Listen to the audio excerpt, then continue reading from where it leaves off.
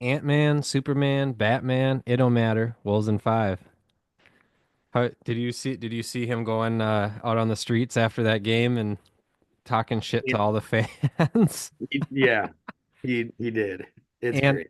and decided not to take the team bus home, instead to walk home so then he could walk the streets of Los Angeles trolling all the fans. Is there another star in any league like this? Um, not not as kind of camera radiant that he is. It's And he doesn't even and I think the biggest thing about it is yes, there's a lot of like big stars that talk a lot and they're fun to watch, but he's not really trying. no, Like he's this is just kind of who he is. And I think that's kind of like the best part about it yeah, is yeah. he's kind of just this young kid who's stupidly good at basketball and he's just fun. He's just a fun guy. And I think it's really putting a different respect on one, the Timberwolves, and two, just kind of a young basketball stars. We deserve, as Wolves fans, we deserve this so much. I have been a diehard fan since 2006, right after the KG era, basically. It's kind of when I started really watching basketball. And I have gone through so much as a Wolves fan, watching so many terrible seasons. I had to watch Lou Obmondson play basketball. I had to watch Alexi Shved play basketball. I had to watch Ricky Rubio tear his Achilles when things started to finally look up. I had to watch Jimmy Butler clown the whole entire franchise. I've had to watch a lot of different things, and seeing Ant on the court and this new ownership with Rodriguez literally jumping up and down every single time the team has a big play right next to the bench, a super involved owner. It's This is so special. And also, I don't I don't believe during my time of watching sports I've ever watched a Minnesota team advance to the second round of a playoff 2 years straight. And of all True. teams, it's the Minnesota Timberwolves. And I just want to take a moment here to get a little emotional about this because it's been so long and it's been so worth the wait. Wolves and Warriors. I watched the Warriors Rockets last night, and I proceeded to watch the TNT post game show. And of course, what do you think they're saying? Oh, Golden No, State. yeah, of course, of course. And again, I'm saying Wolves in five. This is a good team, and this is a big team, and this is a team that knows how to use their size.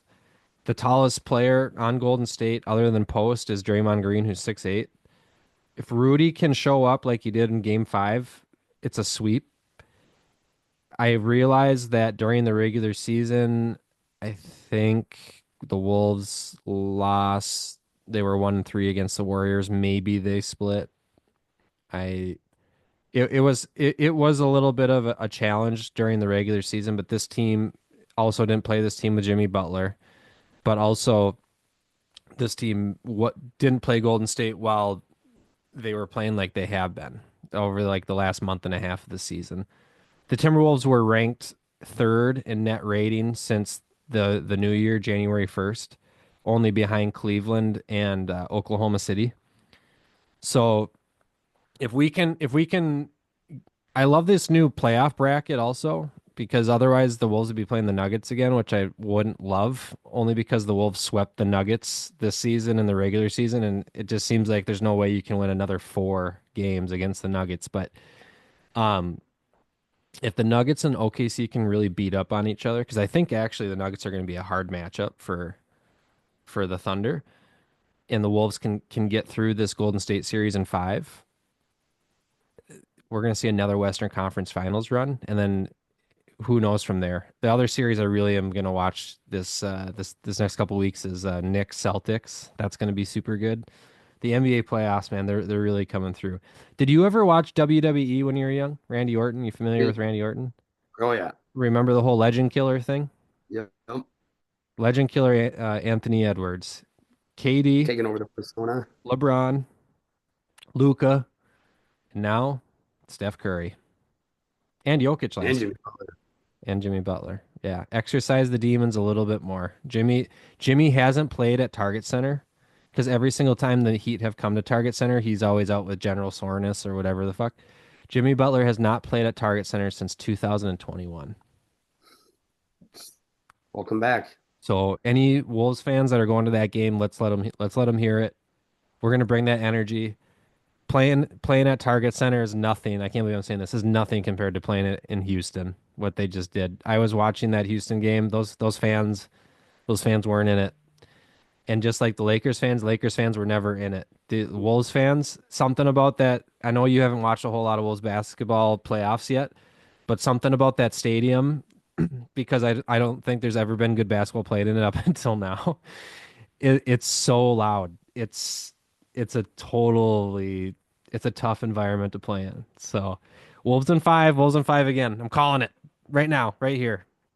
I hope it happens. It is. It's fun to see any Minnesota team in like a good playoff and have a good team. The excitement's real, but over the last 2 or so weeks, every time I go on Facebook or any sort of social media, it's all my friends just basically shouting that the Wolves are the greatest team ever and how excited everyone is, and it's fun to see.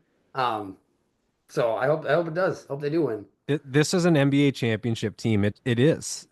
The way that they're built and the way that they play and the attitude that they had in the first round with the referees, it was a really mature basketball team. It was none of that bitching that we saw during the regular season. Everybody was locked in and focused.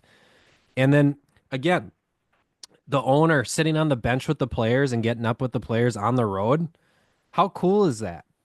Glenn Taylor, it would have never happened. And no, and the players don't even like Glenn anyway, because he's old. He just sits on the sidelines with his wife, and he looks like he's like looking into dead space for 75% of the game. I don't even know how he follows the game anymore at that old of an age. It's really odd to me. But having said all that, Wolves in five, Ant-Man, Batman, Superman don't matter. It's Wolves in five. So I that's all I got on the Wolves for now. I look forward to speaking more about the Wolves soon because I just am so happy. I This is right up there with my kids being born. That's all I can say. Pretty up there then.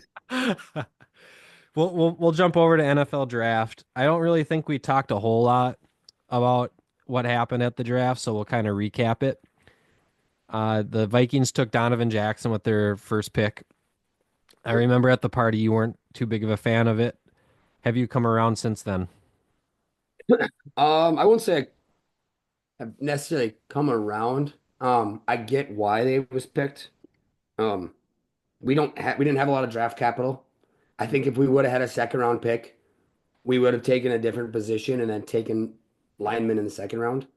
Um, that being said, our depth at O line isn't deep. Um, our front five now is solidified, and I think it's definitely a top five offensive lineman in the whole league. But our depth is terrible. So I get why, there was a little need. And now you move Blake Brandel back to a backup role and he can play multiple positions on You can the O line. swing. Yep. Yep. Yep. So I get why they did it. I don't want to see Donovan Jackson play tackle.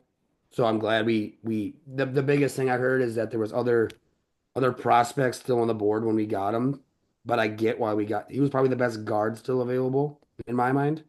Um, I know some people said, why didn't we take Josh Simmons, the other lineman from Ohio State? But we don't need a tackle. He was hurt a lot too, wasn't he? A little, he had some minor injuries. But that had been said, Donovan Jackson, he played tackle. And I know it was Abdul Carter. And Abdul Carter is a top prospect for a reason. But Right. he made him look stupid when Right. they played each other. Right. And you think, okay, well, Abdul Carter, top three pick. Well, okay. The Minnesota Gophers had Essery, who got drafted in the second round and made Abdul Carter look like a child. So just a little bit of a prospect, and that's why we drafted him as a guard. So I think he's Mhm. gonna be great. Um, and I don't mind the pick. It just what I mentioned to you is Malachi Stark's on the board. Hmm. Will Johnson was still on the board. I know Will Johnson has a knee thing that people are kind of hesitant on. That's why he fell. But for years, we've had Harrison Smith. Okay. Biggest Harrison Smith fan you will probably ever meet. Ring of Honor one day, make it happen. But we missed out on other safeties in the last 5, 6 years. And it seems like every time we miss them, we need someone at that position. And they're every time we miss a guy, they're all pro. Like Every Kyle single Hamilton. Kyle Hamilton did it. It's just it's annoying to see because okay, we don't need him this year, maybe, or maybe we do because we play a lot of three tight or three safety sets. But okay, even then, by the end of the year, we make our playoff push. He's gonna give be a contributor to this team. And then next year, this is gonna be Harrison Smith's last year. I mean, I'm pretty sure if he signs another contract, he'll get the senior citizen discount. So I think he gets 65% off, which is pretty good. Um, but it's just that's what I kind of wanted in the draft Yeah. when he was different there. That being said, Donovan Jackson's still a great pick. Hmm. Um, Especially with the quarterback situation going on in Minnesota with JJ McCarthy, unproven second year player, basically his rookie season. And then we did make a trade for Sam Howell, who's again good player, Good still a little value. yeah, oh great Yeah. value, Yeah. but not really a great like oh he needs to come in. Can he win you or be competitive and make you a playoff team? I don't know. That's kind of a in the air, but great value and a great trade.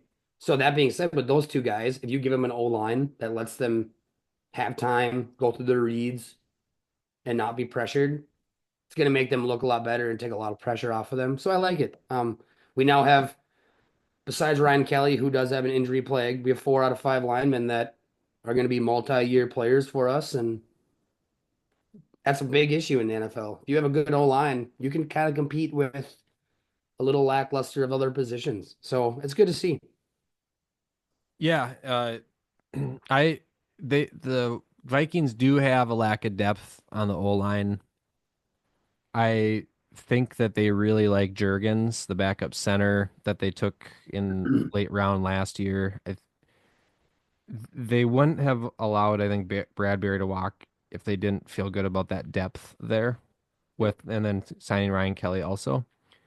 And then you have Blake Brandel who can swing and I'm not sure. I think Quesenberry is gone.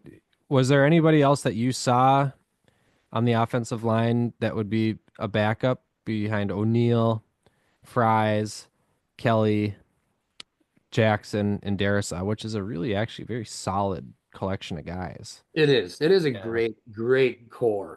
Yeah. And that's where it got me is we had or we not had, we still have Blake Brandel. Hmm. So to me, I think there was just different value that could be used more that would Yeah. make our team maybe a little better versus how much is Blake Brandel versus Donovan Jackson really going to contribute at the end of the year Yeah. versus maybe getting more depth in the secondary. Um, Stuff like that. Because again, our corners are to me iffy. I'm not totally in on our secondary yet. I Yeah. know that we do have the best D coordinator for this kind of Team. secondary, Yeah. It's all about and we team. have a lot of, we're going to be able to get a lot of pressure. Hmm. But Aubrey Thomas, Isaiah Rogers, and Brian Murphy. Brian Murphy, great player. Yeah. Makai Um, Blackman. yeah, but again, there's a lot of question marks in all those guys. And then we have Jeff Okuda. Okay, Jeff Okuda is a huge question mark. Huge. Yeah. So it's and then Theo Jackson at safety. Again, the Vikings are in on him. They love him at safety, and that's cool. But then our backup safeties are Jay Ward and Michelle Powell. Michelle Paulo. It, Powell. it, yeah, it's just That's a name I haven't heard. I just don't. And again, it could work out. We have a lot of depth at that Yeah. corner spot. That there's a lot of players who played a lot of football, and it Yep. could work. Right. But to me, I don't know, just a chance to go get another good safety or corner was just to me could have been better in the long term of this season. Yeah. Um, But that being said, we're now set for the next 3 years. We better not draft an O lineman in the first 2 rounds. The thing about the safety secondary and them not taking Starks is I think as you mentioned, their love for Theo Jackson is evident. And the reason why I trust this decision is because Theo Jackson has been in the system, so to speak, for like 3 years now, Yeah. where he's really balled out in training camp and then has had a really good preseason. Then it seems like when he has gotten some regular season opportunities, he has provided uh, turnover opportunities, whether it be forced fumbles, recovered fumbles. I think he's even had a pick. So I want to say, or I want to believe that maybe the conversation after the season when Cameron Bynum walked was with Theo Jackson probably was, this is where we have you now. You've worked hard. We're going to give you this chance. And I think them not taking Starks is their version of saying this this is you. This is your time. So Yep. it's hard to say what goes on behind the scenes because we're not back there, but I want to say that's maybe what the reasoning for all of it is. Now, whether or not that means not taking Starks because Starks could also fill a hole, because again, we're talking about depth here. Harrison Smith goes down. We're, one injury away from Michelle Powell. I've never even heard that name taking some snaps. Um, as far as the secondary goes with the corners, I the team really likes Makai Blackman, but Blackman's coming off of the ACL, which is a big time injury. Ambry Thomas is somebody I'm actually looking forward to watching on the field. I have actually touched up a little bit on some Ambry Thomas tape, believe it or not. I don't know why I did, but I decided to. And I for his play style, I think he's going to fit Flores' scheme really well as far as physicality goes. And I want to say that the Vikings really, you know, other than the offensive line, prioritized defense in this offseason with Hargrave, Jonathan Allen, and O'Connell said it after that Rams debacle and the Lions debacle. He says the interior has to change. He said it publicly on the podium. Says the interior line has to change. It has to. Yep. And we've been watching our center and our interior guards get trucked for over a decade. Literally trucked right into the quarterback. How many times did Kirk Cousins trip on the guard's foot because the guard, I think it was either Ed Ingram or who is that other backup center that they acquired from Denver that played for a little bit? I forget the name now, but we've been watching poor guard play since Steve Hutchinson left. Yeah. And that's So fair. they're going out and they're getting Fries and they're getting Donovan Jackson. If this is sealed up and like you said, let's not waste more first round talent on interior line play. Hopefully the team is set. Now, I do want to say I'm waiting for the edge for Brian O'Neill, and I understand that he is a very athletic right tackle. It's not like he's somebody when you get old, he gets slower, and anyone that gets old does get slower, but he has almost like a big, massive tight end type of body. So hopefully he ages well. But that is something that I'm going to be watching this season is the Brian O'Neill play, and then of course Darisaw coming back from that injury as well. Um, I I want to say let's be patient for the first 5 to 7 games of the season when it comes to the O line play. Even though they've invested a lot, there are still some things that are hanging up in the air, and then of course you got to establish the continuity. It's three brand new interior linemen as well, so I'm really looking forward to this training camp coming up. Last year, O'Connell really buckled down on a physical training camp, and it showed when the team came out this season. The first 3 games, they were blowing teams out, and you could tell what team prepared in training camp compared to what teams didn't prepare in training camp. Yeah. Also, one thing I'll mention too is I think I mentioned these that when we're watching the draft together. Right after we made our selection, the Giants traded back in, Mm-hmm. and you wanted, or I said pre-draft, I wanted more draft room, more capability. Mm-hmm. The Giants gave the Texans a second round pick, which was a 34 pick. So the Yep. second pick in the second round, the third round pick, and next year's third round pick. So, and I don't believe that the that we didn't get a call. We probably did. We And it's probably did. like for that, that's a great amount you could have got back. I agree. Um, and even if Donovan Jackson gets drafted, there was an Arizona guard that got taken like pick 36 right after that. I just that's just one thing. Like we didn't have the draft capital, and that's fine. We made some good trades in the last couple of years to get the guys that we have. And you're gonna give up draft picks. That's fine. Yeah. But it's just to me, I think there's just a little more value on the board, team like complete team wise. Yeah. Um, but all in all, I mean, like you just said, our interior has been terrible for years. So it is going to be nice to see maybe, come week 10 when we face maybe a top defense and all of a sudden we actually have time in the pocket, or maybe we can actually run up the middle on 3rd and 1. Yeah. That The might be goal crazy. line That might running has be, been atrocious. yeah, that might be crazy to see. So I'm good. Yeah. It's a good draft for the Vikings, and there was a lot of good drafts for a lot of teams in the league, but I think we did pretty dang good. You know, from what I read from some local Vikings writers, their target was Booker or Gray's Able. Both were gone.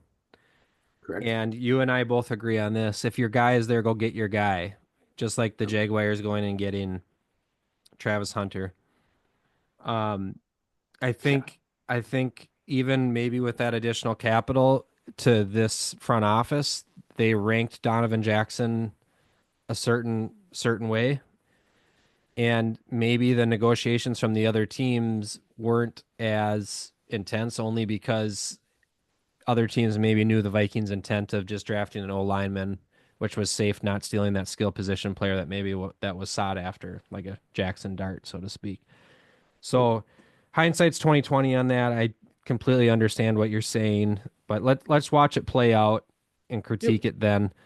Um, and I think also there might be, and you have to have a short memory in this league, whether you're a player or a front office employee, but I think there might still be some trauma left over from the whole Lewis Scene thing, trading back with Detroit getting Jamison Williams, and then the pick after Kyle Hamilton going to the Ravens. And then you acquire Lewis Scene, and it turned out to be a really, really bad, bad Horrendous. pickup. Now, did the Eagles end up with Lewis Scene? Right? No, we have no. We Who have I another old saw, safety. okay. I saw Scene. I thought I saw Scene in the Super Bowl or something as like a on the sideline. Oh yeah, he is. Yeah, he's an Eagle now. That's Okay. right. Yeah. Yeah. So look at that. Lewis Scene won a Super Bowl. Good for him. Uh, Just he just gotta join a good franchise. so let's talk a little bit about the wide receiver depth for a second here. So you got Justin Jefferson. It Yep. seems like from what I've been hearing, Jordan Addison's going to serve a suspension to start the season, 3 games maybe. Yep. Ty Felton, I know you don't think a whole too highly of Ty Felton. Um, I the little bit that I did watch of his, I'm kind of excited about Ty Felton. Now, I understand he's never going to be a number one for the team, Yep. but I think he might. I think he's going to be better than Jalen Naylor, and I also think he's going to compete with Rondale Moore. The weird thing about Rondale Moore with the Cardinals was he showed flashes and really, really fast wide receiver, but maybe not physical enough or maybe not tough enough. What's your take on Ty Felton and where he might sit in the depth chart as the season progresses? It'll be interesting. The thing with Ty is he's twitchy, he's quick. Hmm. Route running is an issue, or not Yeah, an issue, but just going from that kind of player in college, it did take a couple little bit to kind of get the right spots in the timing routes down. And when you have a young quarterback and if they don't hit right away, it could really slow his roll down, especially when you have Jalen Naylor, who is a very good three route runner. yeah, And then Rondell Moore. It's gonna be interesting, but if he could be our three one day, because Jalen Naylor is supposed to be kind of a guy who can take the cover off the defense, kind of stretch us for maybe more intermediate to other routes for Addison and the best receiver in the league, Jefferson. Um, he could be a very good guy. Um, he's quick, he's twitchy, he is kind of that guy who you could see him maybe do a lot of different packages maybe work a little bit, get the ball in his hands, wide receiver screen type plays. Um, I'm not going to say he's collegely Cordell Patterson, but this is how he's a Cordell Patterson-esque, Yeah. kind of just a straight athlete. It's kind of fun to see. Um, and we'll get him the ball. That'll be the for sure thing. We're going to give him a chance this year, and he could, if he hits even being a solid three, we could then be talking about us having one of the best receiving. Well, we already do have one of the best receiving cores in the league, but if he really turns out and he could catch 600 yards and 4 touchdowns, then we are looking at a number one, number two type receiver room.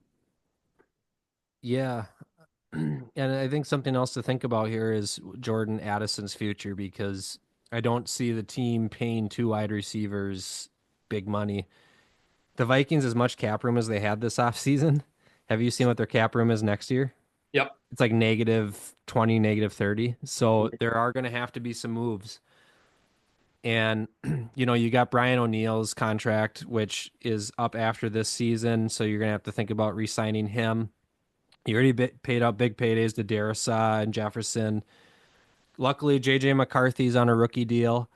Um, so it's the whole wide receiver depth is something to look at as well. Um, Going over to the quarterback position, so the Vikings acquired Sam Howell for essentially 32 spots to move back in the draft. Like what great value that is. Sam Howell at one time was considered a top prospect in college football, then had a tougher season the following year, and then I thought he played okay with the Redskins or the Commanders.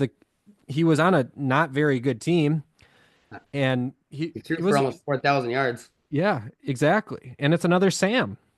Think about that. Sam Darnold, Sam Howell. Doesn't matter. Wolves in five. So Sam, I think that this is a good acquisition and it provides a lot of depth and then he's the perfect candidate for the quarterback rehab school that O'Connell teaches. I think Daniel Jones was their number one guy. Dan Jones ended up taking a little bit more money and a starting opportunity, which I think will end up biting Daniel Jones in the rear end. I'm gonna move over to uh, NFL draft talent. For I'll my say first, one more thing. go for it. Sam Howell would be second all time for a Jet. That's all you need to know. I All hate right. the Jets, so I just got to put that out. If only Kirk would have taken that Jets guaranteed money offer over the Vikings. Yeah, exactly. Who was the other player that signed with the Jets and came back to the Vikes? Was that Anthony Barr?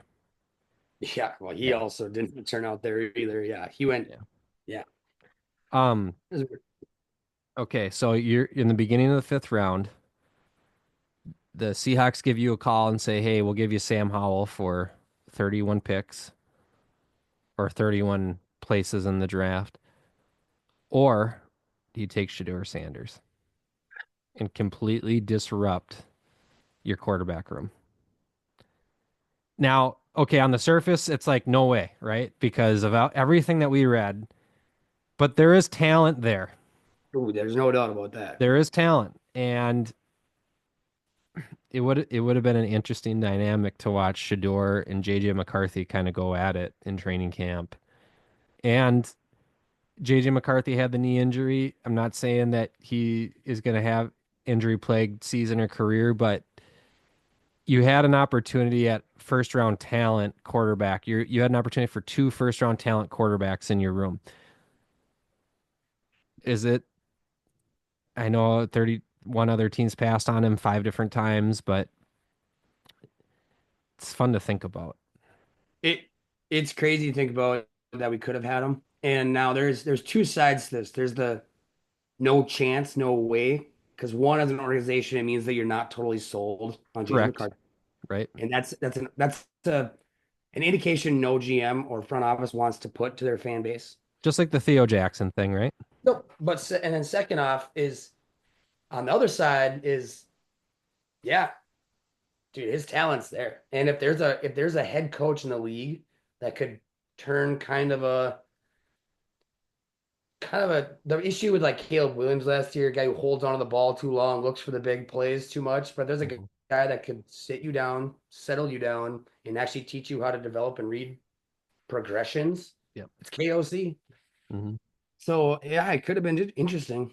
It could have been very interesting going to the year with JJ McCarthy and Shador. It's not really a great one. You're not comfortable with it because if Shador isn't ready and McCarthy's knee does kick back in, you are sitting at a whole new kind of mind space as an organization and fan base. Yeah. Also, the publicity would have been crazy. Hmm.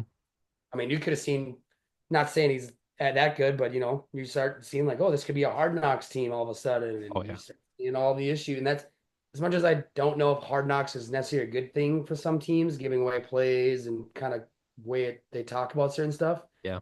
It's good for publicity, Hmm. and publicity sells jerseys, and Yep. jerseys put fans in seats. Yep. It all kind of circles around each other, and so it could have been interesting. I'm glad we didn't, to be honest. I don't think he's as good as his hype was. Yeah. Right. And now it really sucks for him because now he all of a sudden just went to a team that now has like six quarterbacks. None of Yeah. them are all any good or under the age of 60, but it's going to be interesting. Yeah. Yeah. Well, does have a quarterback friendly coach, so we'll see what happens. Um, all right, my favorite player in the draft, the player that I think is going to be the best player, Tyler Warren, No. went to the Colts.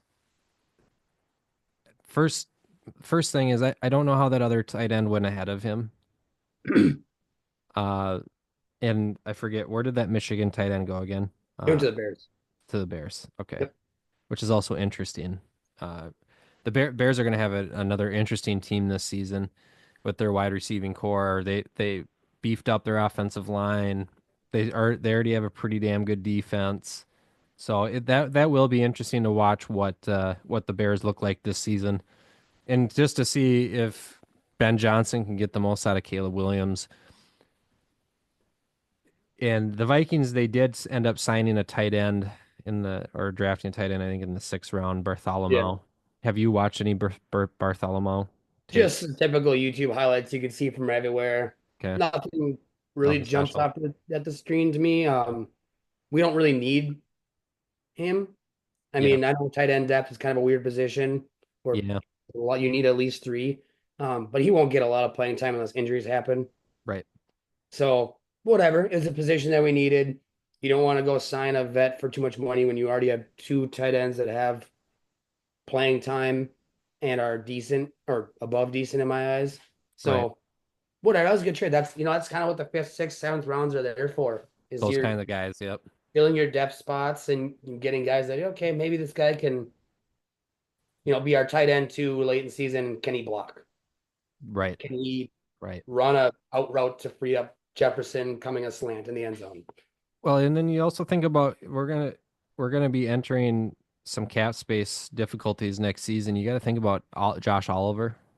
Yep. Josh Oliver has a pretty big contract, like 8 or 9 million a year as a backup tight end. Seems a little frivolous for when we're gonna have to watch the spending. Now, I think Oliver's contract is up at the end of this season, if I'm not mistaken, but I do believe they like him. However, I feel like they could free up at least 11 million in cap space between Oliver and then also CJ Ham. Do you do you think CJ Ham has to be on this team anymore? Don't say he's a good locker room guy. This isn't baseball. Yeah. No, but the problem is, I don't know. The problem is we use him a decent amount, and he's one of the best fullbacks in the league, which obviously that position is probably the worst position as far as value goes. Yeah. Um, but if you can get him for, a cheap contract, 2 mil, sure, Mm, bring him back. yeah. Um, but it's I don't know if it's necessarily needed that much. Like you said, if you can free up, we're 25 million over cap space. You can free up half of that by getting rid of your backup tight end and your fullback. Okay. And You if you better want a draft fullback, another. yeah, You're you gonna have to can draft another tight end or fullback next year in the draft. undrafted even. Yeah. Or yeah, yeah, something like that. So Yeah. I get it, and I don't know. And he's getting up there and slightly getting up there in age, and again that position just that value keeps. Unless you're the Saints who somehow just keep using their tight end or their fullback like a Swiss Army knife. But Oh, yeah. yeah, it'll be interesting. I don't know. Again, go back to that other thing. I don't know how Loveland went above Tyler Warren. Loveland, thank you. Thank you. Yep. Uh and I think the Vikings philosophy is punch you in the mouth kind of football, but they didn't have that roster built that way. Because I remember them opening the season with Kirk. It was 11 person or not 11. I think it was 21 personnel, two tight ends, a fullback. It wasn't working. They tried it last year. It wasn't working. Now they beefed up the interior. They kept the fullback still. They got Josh Oliver, who's also a road grader. Now let's see if the punch you in the mouth works. It's going to have to work when you have this rookie quarterback who also thrived in a run first system in Michigan. So one other fun thing I'm going to throw at you uh, is Brosmer was undrafted with the Vikes, right? Yep. Max Brosmer's PFF grade for intermittent passing, not intermittent, intermittent, Intermediate. intermediate. I'm sorry, intermediate. That text message totally threw me off. Sorry. Uh, Intermediate passing PFF grade was like a 94, which is actually what McCarthy's was. Now, not to say that he's got the mental build that McCarthy has, but I think it'll also be an interesting.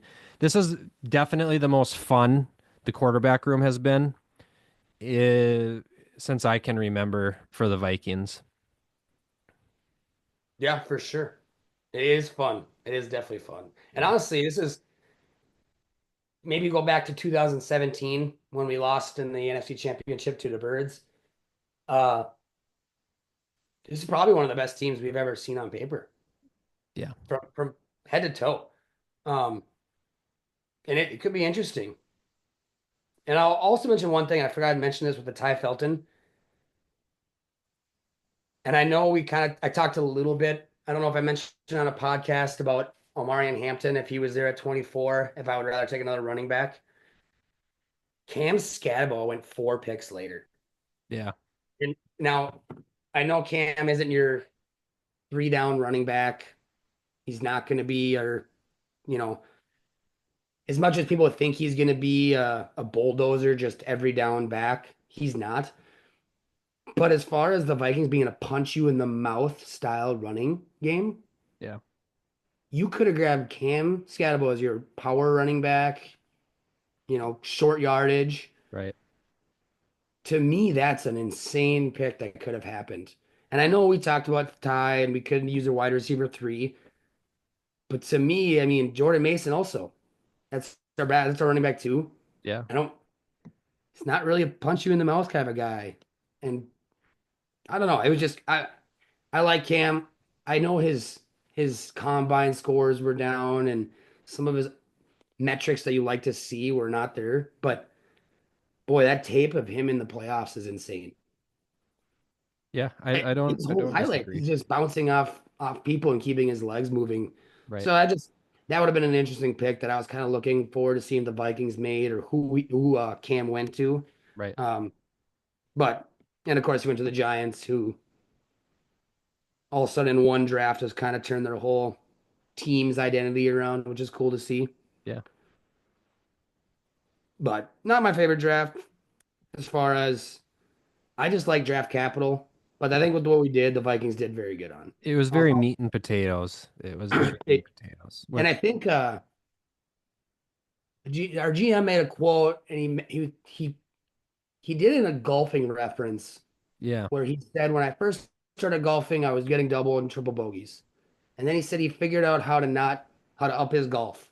And yeah, he learned not to take triples, but maybe take a bogey. And he kind of said that when you don't have the clubs in the bag to complete your golf set, instead of trying to hitting a driver to get onto the green, maybe just take the 7 iron, hit it to the middle of the fairway, pitch up with your next club and putt it in. So to me, I think that was kind of this draft strategy for the Vikings is they knew they didn't have the picks to necessarily go out and get everything that they needed. Yep. But I think they I think what we when again you mentioned on I think O line was top of their board, Yep.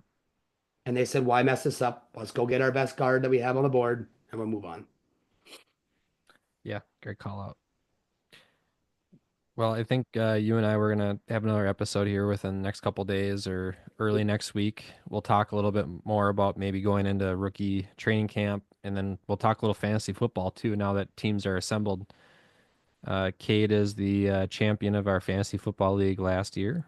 I was the champion the year before that. So if you want the best advice out there, look no further. That's Catch the right. rest of our league. Awesome.